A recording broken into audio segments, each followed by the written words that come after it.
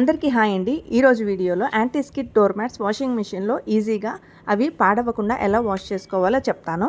ఇది నేను ఫాలో అయ్యే మెథడ్. యాంటీ స్కిడ్ మ్యాట్స్కి అడుగున వైపు ఒక రబ్బర్ లేయర్ లాంటి మెటీరియల్ వస్తుంది. ఆ లేయర్ ఊడిపోతే యాంటీ స్కిడ్ మ్యాట్స్ పాడైపోయినట్టే.